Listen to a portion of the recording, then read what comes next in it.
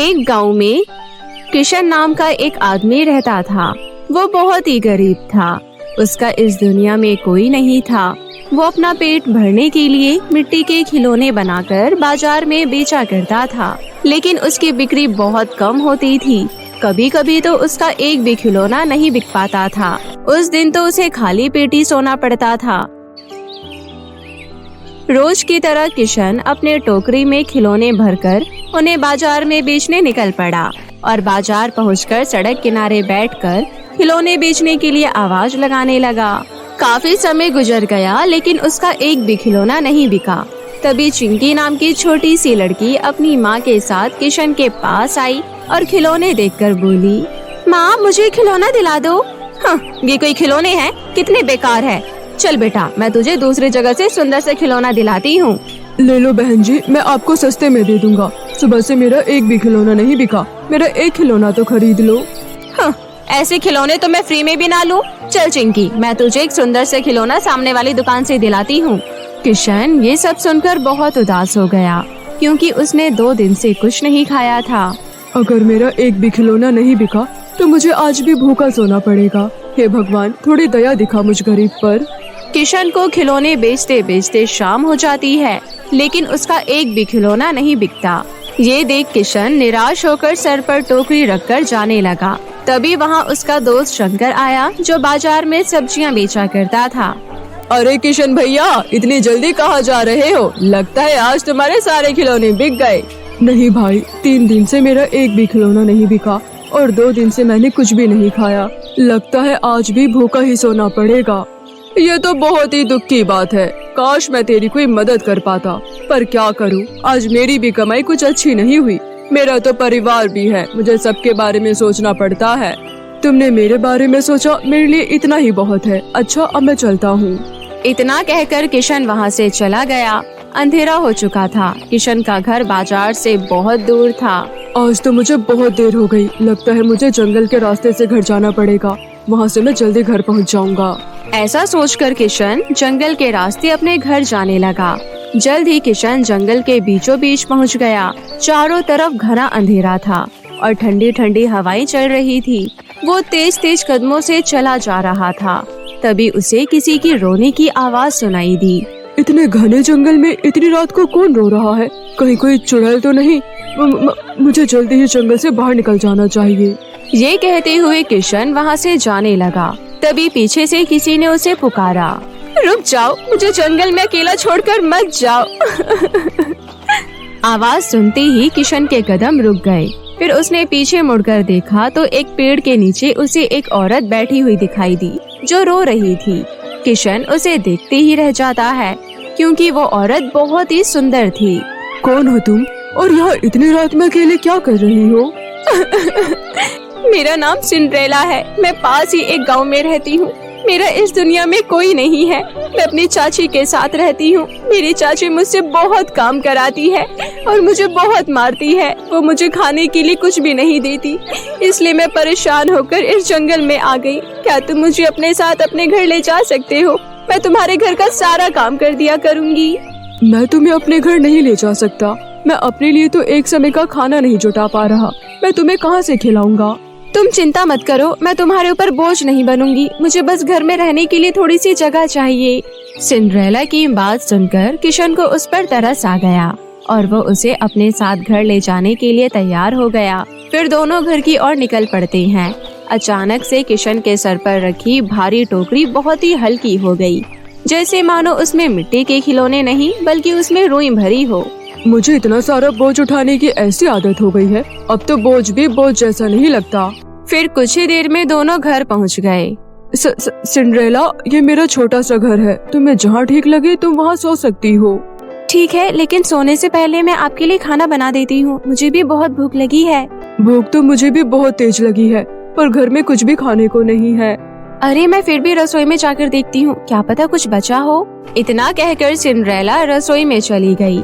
रसोई में जाकर जैसे ही सिंड्रेला ने आटे का डिब्बा खोला, वो हैरान होते हुए बोली, अरे इसमें तो इतना सारा आटा है और आप बोल रहे थे घर में खाने को कुछ भी नहीं है। किशन सिंड्रेला की बात सुनकर तुरंत रसोई में आया और आटे से भरा हुआ डिब्बा देखकर बहुत हैरान हो गया। घर में तो खाने के लिए कुछ नहीं था, ऐसा कैसे हो सकता है? ये कहते हुए किशन ने पास रखा दूसरे डिब्बे का ढक्कन खोला। वो डब्बा आम के अचार से भरा हुआ था। ये देख किशन को और भी ज्यादा हैरानी हुई, लेकिन वो इतना भूखा था, वो इस बात पर ज्यादा ध्यान नहीं देता। सिंड्रेला ने जल्दी से रोटी बनाई, फिर वो दोनों अचार के साथ रोटी खाकर सो गए। आधी रात के समय सिंड्रेला नींद से जागकर आंगन में गई और एक चुड़ैल में बदल गई। फिर उसने अपने जादू से बहुत ही सुंदर सुंदर खिलौने पल भर में बनाकर तैयार कर दिए। उसके बाद वो चुपचाप अंदर जाकर सो गई। अगले दिन सुबह जब किशन खिलौनों से भरी हुई टोकरी उठाने जैसे ही आंगन में गया, वो हैरानी से खिलौनों की ओर देखने लगा। उसने इतने सुंदर खिलौने पहले कभी नहीं देखे थे। तभी वहाँ सिंड्रेला आई और बोली, कैसे लगे आपको मेरे खिलौने? क्या ये खिलौने तुमने बनाए हैं?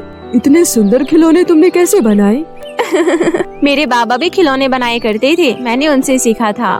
तुमने बहुत ही सुंदर खिलौने बनाए हैं। मैं इन्हें बाजार में बेचने चाहता हूँ। तुम घर पर रहना और अपना ध्यान रखना। किशन खिलौनों से भरी टोकरी उठाकर बाजार चला जाता है। बाजार में सब किशन के खिलौने देखकर बड़े हैरान थे। जल्दी किशन के आसपास भीड़ इकट्ठा हो गई। हर कोई किशन के खिलौने खरीदना चाहता था।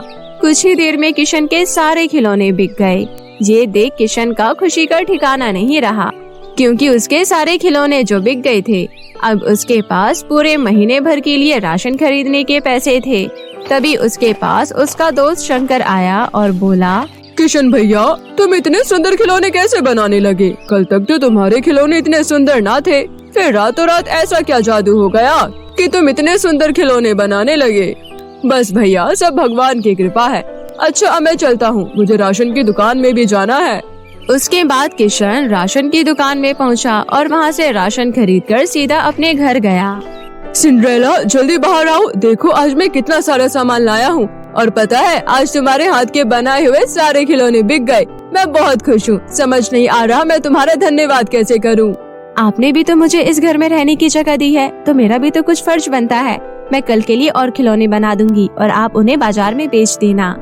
इस तरह सिंड्रेला हर रोज अपने जादू से सुंदर सुंदर खिलौने बनाकर तैयार कर देती और किशन उन्हें बाजार में बेच आता।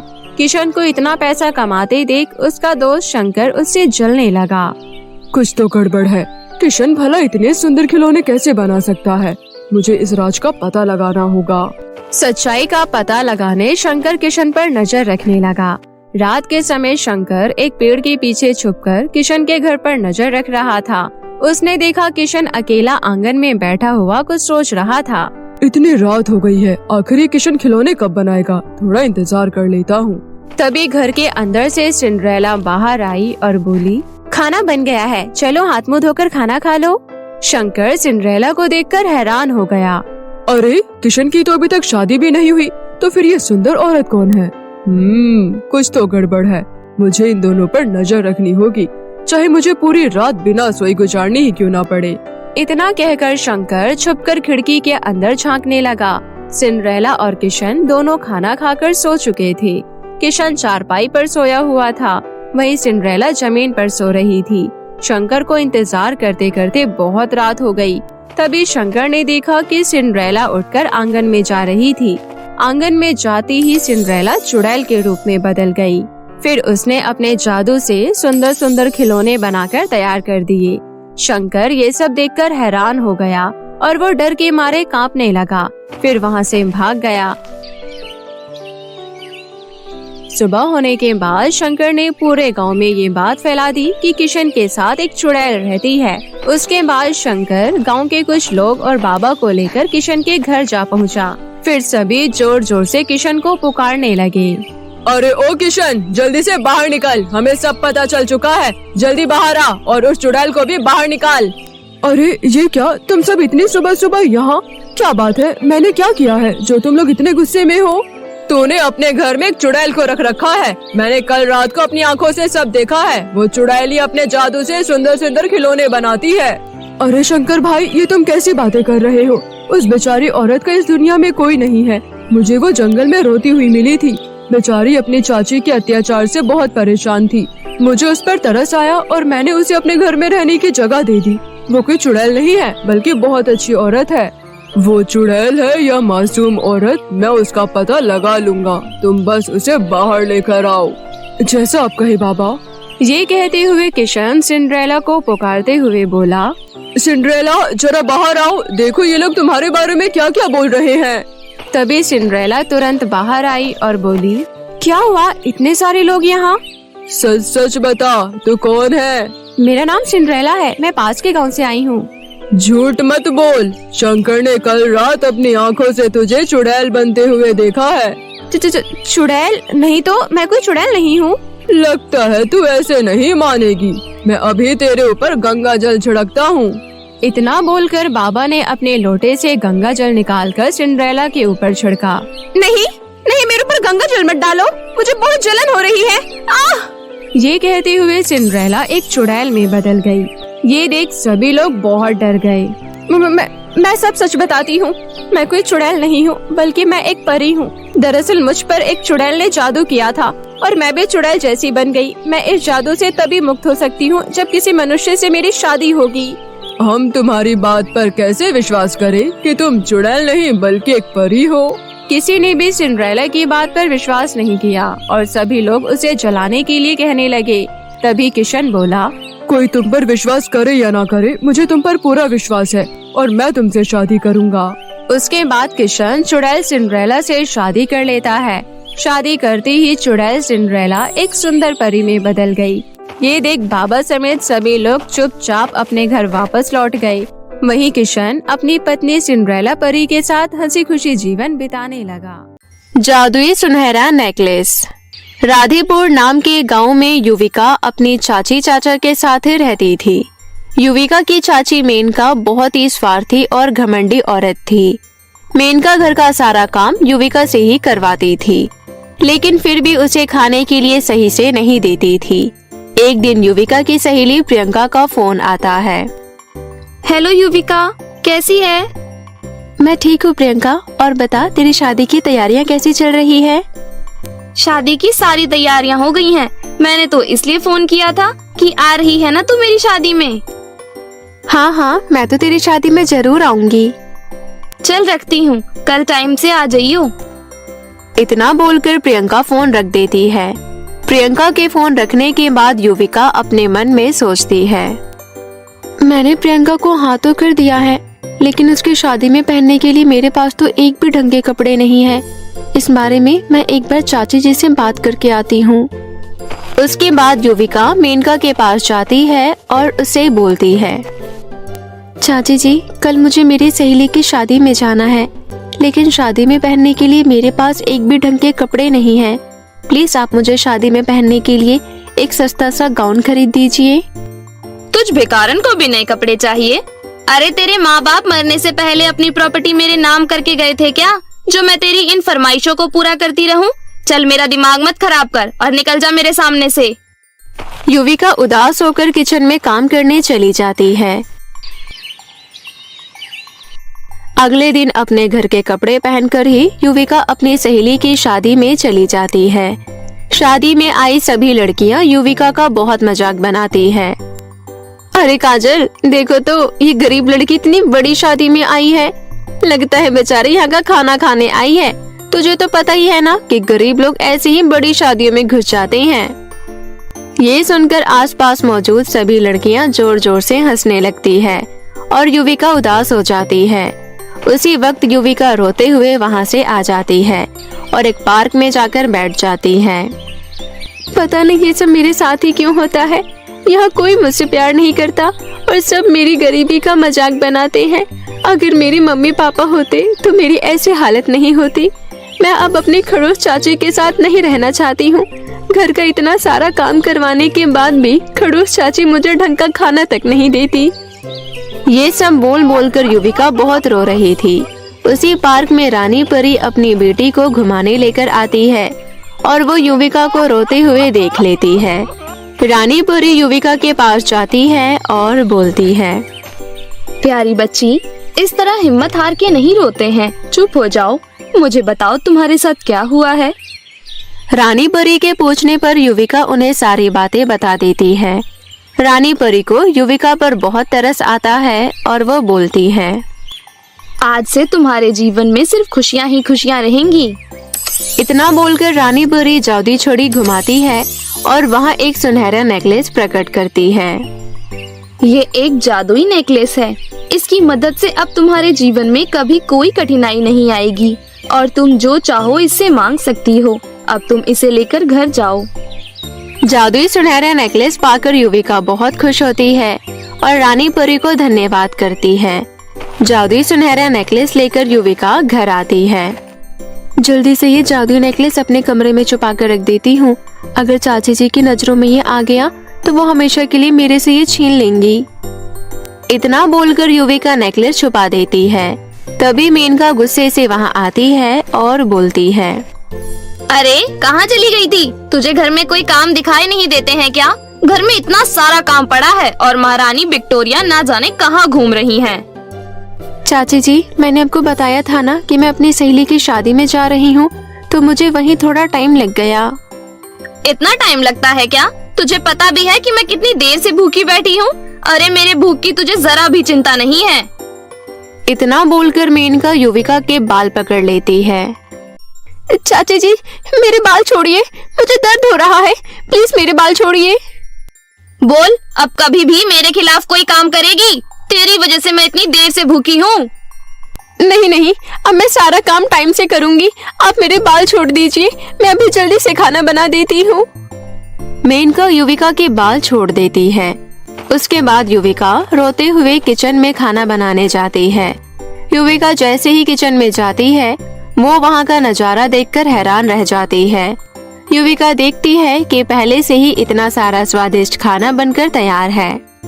अरे, यहाँ तो पहले से ही इतना सारा खाना बनकर तैयार है, लेकिन ये चमत्कार हुआ कैसे? तभी वहाँ पर जादुई नेकलेस आ जाती है और बोलती है, युविका, ये चमत्कार मेरी वजह से हुआ है। अब जाओ और जल्दी से ये खाना अपनी चाची को खिलाओ, उसके बाद देखना क्या होता है। अब मैं आ गई हूँ, इसलिए तुम्हें डरने की कोई जरूरत नहीं है। युविका प्लेट में खाना लेकर मेनका के पास जाती है। आज तो तूने बड़ी जल्दी खाना बना लिया। किसी महापुरुष ने सही ही कहा है कि लातों के भूत बातों से नहीं मानते। आज तुझे लात पड़ी है, इसलिए इतनी जल्दी जल्दी हाथ चल रहे हैं। चल, अब मुझे घूर मत, खाना रख दिया ना, अब जा यहाँ से। युविका वहाँ से चली जाती है और मेनका खाना खाने लगती है। मेनका के खाने के बाद थोड़ी देर बाद उसे उल्टियाँ होने लगती है। हे भगवान, अब मुझे अचानक उल्टी क्यों हो रही है? अच्छे से जानती हूँ ये सब उस मनहूस का किया धरा है। पक्का खाने में कुछ मिलाकर मुझे जान से मारना चाहती थी। कहाँ है मनहूस? इधर आ। मेनका की आवाज सुनकर युविका वहाँ आ जाती है। क्या हुआ चाची जी, आप इतने गुस्से में क्यों हो?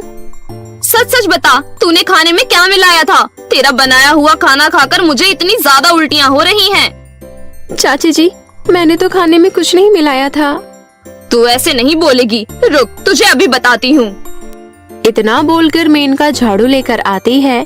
मेनका जैसे ही युविका को झाड़ू से मारने के लिए अपने हाथ बढ़ाती है, उसके हाथ आगे बढ़ते ही नहीं हैं। अरे, मेरे हाथ आगे क्यों नहीं बढ़ रहे हैं? लगता है ये कोई काला जादू सीख कर आई है। अभी इसके सामने से जाने में ही भलाई है। इतना बोलकर मेनका जल्दी से अपने कमरे में चली जाती है। ये सब देखकर युविका समझ जाती है कि ये सब जादुई सुनहरे नेकलेस का चमत्कार है। अपने कमरे में जाकर युविका जादुई नेकलेस से कहती है, जादुई नेकलेस, अगर आज तुम नहीं होती तो मेरी चाची मुझे जान से ही मार डालती। मेरे होते हुए कोई तुम्हारा कुछ नहीं बिगाड़ सकता। वैसे तुमने अभी तक मेरे से अपने लिए कुछ क्यों नहीं मांगा? जादुई नेकलेस, मेरे पास एक भी अच्छे कपड़े नहीं है और मैंने कई सालों से ढंग का खाना नहीं खाया है। क्या तुम मुझे ये सब दे सकती हो? उसके बाद जादुई नेकलेस वहाँ पर ढेर सारे कपड़े और स्वादिष्ट खाना प्रकट कर देती है। इतने सारे नए कपड़े और स्वादिष्ट खाना देखकर युविका बहुत खुश होती है। अगले दिन युविका नए कपड़े पहनकर तैयार हो जाती है। युविका को देखकर मेनका बोलती है, आजकल देख रही हूँ इसके पास नए नए कपड़े आ गए हैं और ये बहुत खुश भी रहती है। आखिर ये सब हुआ कैसे? जरूर ऐसा कुछ है जो मुझे पता नहीं है। उस दिन से मेनका युविका पर नजर रखना शुरू कर देती है। कुछ दिनों में ही मेनका को जादुई नेकलेस के बारे में पता चल जाता है। अच्छा, तो ये सब जादुई नेकलेस की वजह से हो रहा है। फिर तो ये जादुई नेकलेस सिर्फ मेरे पास ही होना चाहिए। युविका अपने कमरे से बाहर निकलती है और उसके जाने के बाद मेनका उसके कमरे में जाती है। मेनका जादुई नेकलेस से बोलती है, जादुई नेकलेस, मुझे बहुत सारे सोने के सिक्के दे, जिससे मैं यहाँ की सबसे अमीर औरत बन जाऊँ।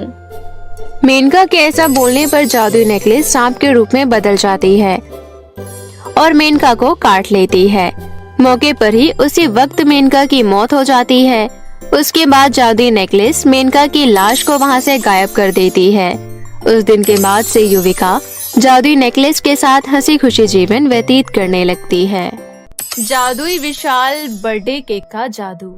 मीठीपुर नाम के एक गाँव में शैली और दर्पण नाम की दो बहनें रहती थी। दोनों के माता पिता नहीं थे, इसलिए घर का गुजारा शैली हलवाई की दुकान में झाड़ू पोछा और बर्तन धोकर करती थी। शैली खुद तो पढ़ाई लिखाई नहीं कर पाई, लेकिन वो अपनी छोटी बहन दर्पण को पढ़ने के लिए स्कूल भेजती थी। दर्पण पढ़ाई में बहुत अच्छी थी।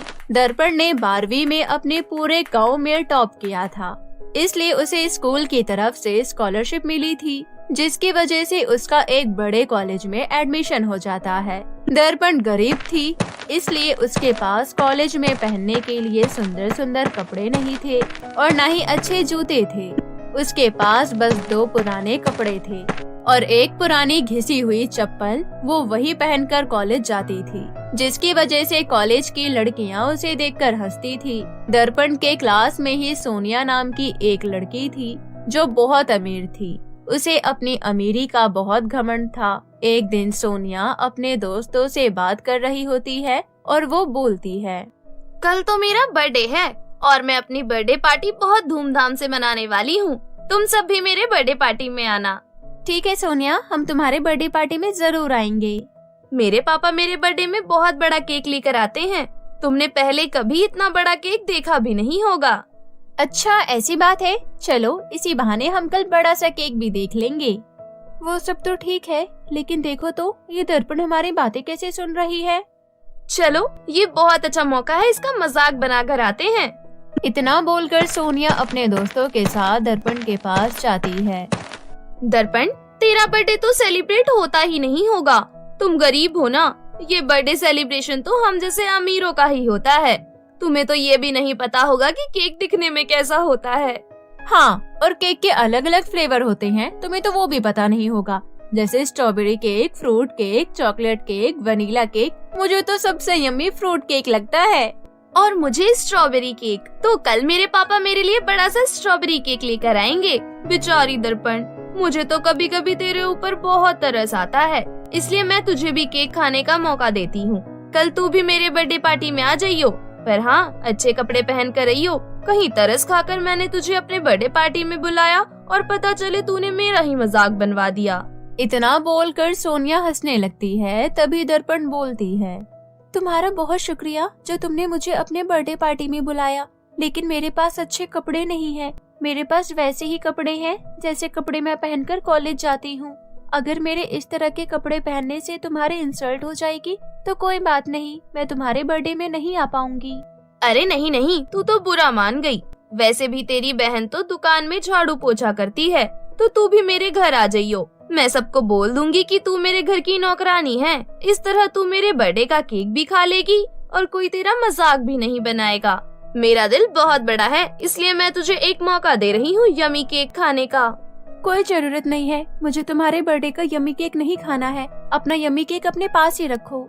सोनिया की बातें सुनकर दर्पण को बहुत गुस्सा आता है और वो अपने घर चली जाती है।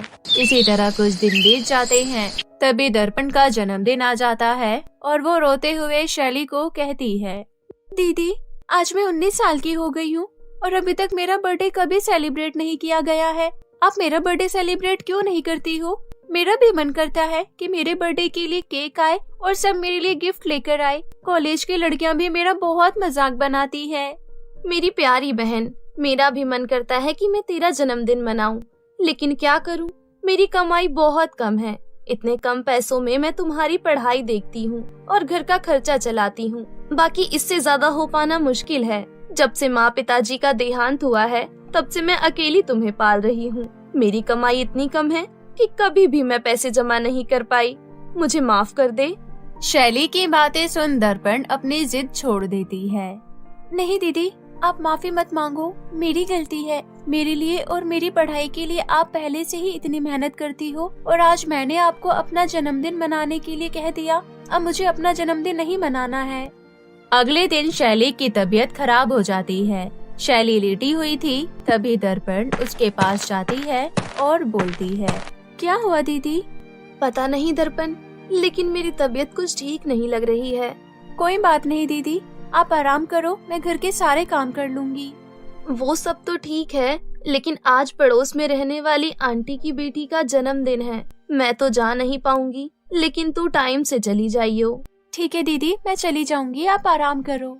उसके बाद दर्पण घर के कामों में लग जाती है। शाम होने के बाद दर्पण पड़ोस में रहने वाली आंटी की बेटी के जन्मदिन में जाती है। पड़ोस में रहने वाली आंटी की बेटी काजल बहुत घमंडी थी। वो दर्पण को देखकर बोलती है, अरे आ गई नौकरानी की बहन, लगता है हमारे घर के बर्तन धोने आई है। जा घर के काम कर, थोड़ा सा केक बच जाएगा तो तुझे दे दूंगी। नहीं काजल, आंटी ने मेरी बहन को बुलाया था, लेकिन उसकी तबीयत ठीक नहीं है, इसलिए उसके बदले मैं आई हूँ। वैसे मुझे तुम्हारा बचा कुचा केक खाने में कोई इंटरेस्ट नहीं है। मैं तो यहाँ बस अपनी बहन के कहने पर आई हूँ। ज्यादा जवान मत चला और चुपचाप कोने में खड़ी रह। उसके बाद काजल की बर्थडे पार्टी शुरू हो जाती है। दर्पण उदास मन से केक की तरफ देखती रहती है। थोड़ी देर बाद बर्थडे पार्टी खत्म हो जाती है और दर्पण अपने घर आने लगती है, लेकिन दर्पण अपने घर न जाकर बीच रास्ते से ही पार्क चली जाती है। पार्क में दर्पण एक बेंच पर बैठ जाती है और रोते हुए बोलती है, काजल का बर्थडे केक दिखने में कितना स्वादिष्ट लग रहा था। मैंने तो कभी केक नहीं खाया है। कल मेरा बर्थडे था, लेकिन मेरी ऐसी किस्मत कहाँ जो मेरा बर्थडे सेलिब्रेट हो। लेकिन कल तो दीदी का जन्मदिन है, पर क्या कर सकते हैं, उनका बर्थडे भी सेलिब्रेट नहीं हो पाएगा। हम लोग इतने गरीब क्यों हैं? मुझे अपनी ये गरीबी बहुत खलती है। हम गरीबी की वजह से अपने कोई शौक पूरे नहीं कर पाते हैं। दर्पण रो रही थी, तभी वहाँ पर एक परी आ जाती है और बोलती है, क्या हुआ लड़की, क्यों रो रही हो? परी, मुझे केक खाना है। मैंने कभी केक नहीं खाया है। कल मेरी बहन का जन्मदिन है। मैं चाहती हूँ कि उनका बर्थडे सेलिब्रेट हो, लेकिन हम लोग बहुत गरीब हैं। बस इतनी सी बात, और इसके लिए तुम इतना रो रही थी? हम गरीब के लिए ये इतनी सी बात नहीं है। हमारे लिए तो केक खाना एक सपने जैसा है। कोई बात नहीं, क्योंकि अब तुम्हारा ये सपना पूरा होने वाला है। लेकिन कैसे? कल तुम्हारी बहन का जन्मदिन है ना, उसके लिए कल मैं तुम्हें एक विशाल जादुई बर्थडे केक दूंगी। कल तुम्हारी बहन का बर्थडे बहुत धूमधाम से सेलिब्रेट होगा। तुम्हें जिसे बुलाना होगा बुला लेना। और हाँ, वो जादुई विशाल बर्थडे केक से तुम जितने चाहो केक मांग सकती हो। अरे वाह, सच में अब तो मेरा सपना पूरा होने जा रहा है। आपका बहुत शुक्रिया। तुम अभी घर जाओ। दर्पण घर चली जाती है और अपनी बहन को परी के बारे में बताती है। अगले दिन दर्पण कॉलेज जाती है और सोनिया से कहती है, आज मेरी बड़ी बहन का जन्मदिन है। उनका बर्थडे बहुत धूमधाम से सेलिब्रेट किया जा रहा है।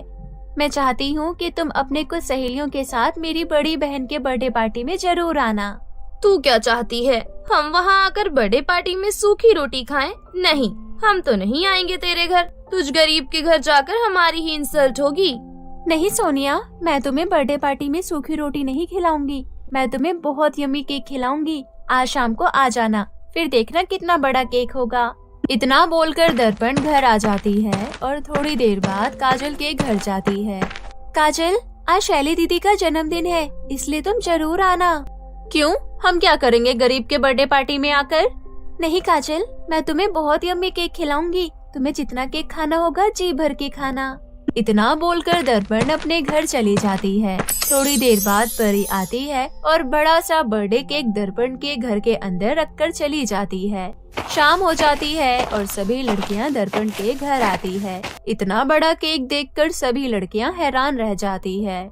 सच में ये तो बहुत बड़ा केक है। भला असल जिंदगी में इतना बड़ा केक कैसे हो सकता है? हाँ, और मुझे तो ये समझ नहीं आ रहा इतना बड़ा केक खरीदने के लिए इसके पास पैसे कहाँ से आए? मैं इस करीब की बर्थडे पार्टी इतनी आसानी से सेलिब्रेट होने नहीं दे सकती। अगर किसी को पता चलेगा कि इसके घर में इतना बड़ा केक आया है तो मेरी बहुत इंसल्ट होगी, क्योंकि मेरे बर्थडे में तो इतना बड़ा केक नहीं था। हाँ सोनिया, मेरे बर्थडे पार्टी में भी इतना बड़ा केक नहीं था। लोग क्या सोचेंगे कि इतने अमीर होकर भी हम लोग इतना बड़ा केक नहीं ला पाए। चलो अभी चलकर इसका केक खराब करते हैं। इतना बोलकर दोनों बर्थडे का केक खराब करने जाती है। तभी बर्थडे केक छूते ही दोनों के हाथों से खून निकलने लगता है। दोनों ये देखकर रोने लगती है। दर्पण देखो, हम दोनों के हाथों से खून बह रहा है, हमें बहुत दर्द हो रहा है, प्लीज हमारी मदद करो। सोनिया और काजल, तुम दोनों इस केक को खराब करना चाहती थी। तुम्हें क्या लगा ये मामूली केक है? ये तो मुझे परी ने जादुई विशाल केक दिया है। तुम दोनों की चोट तब तक ठीक नहीं होगी जब तक तुम दोनों मेरे से माफी नहीं मांगोगी। मेरे से गलती हो गई दर्पण, मुझे माफ कर दो। अब कभी तुम्हारी गरीबी का मजाक नहीं बनाऊंगी। हाँ दर्पण, मुझे भी माफ कर दो। अब हम कभी भी दोबारा ऐसी गलती नहीं करेंगे। दर्पण दोनों को माफ कर देती है। थोड़ी देर बाद दर्पण अपनी बहन का जन्मदिन मनाने लगती है। ये सब देखकर शैली के आंखों में खुशी के आंसू आ जाते हैं और वो कहती है, दर्पण मैं तुम्हारा जन्मदिन नहीं मना पाई, लेकिन तुमने मेरा जन्मदिन मनाया। इतनी अच्छी छोटी बहन भगवान सबको दे। दीदी, माँ पापा के जाने के बाद आपने मुझे माँ की तरह प्यार दिया है। आपने खुद नहीं पढ़ा लेकिन मेरी पढ़ाई लिखाई जारी रखी। उन सबके सामने तो ये कुछ भी नहीं है। उसके बाद दोनों एक दूसरे को गले लगा लेती है। इस तरह उस दिन से सब कुछ ठीक हो जाता है और सोनिया और काजल दर्पण को कभी तंग नहीं करती। उसके बाद दर्पण जादुई विशाल केक से बहुत सारे छोटे छोटे केक लेती है और एक बेकरी का दुकान खोल लेती है। उस दिन से कभी भी शैली को झाड़ू पोछा का काम करना नहीं पड़ता है और वो खुद की एक बड़ी सी बेकरी में केक बेचा करती थी। इस तरह हमेशा के लिए सब कुछ ठीक हो जाता है और दर्पण अपनी बहन के साथ हंसी खुशी जीवन व्यतीत करने लगती है। तो दोस्तों, ऐसी ही कहानी देखने के लिए हमारे चैनल वीडियो टीवी को अभी सब्सक्राइब कर लें।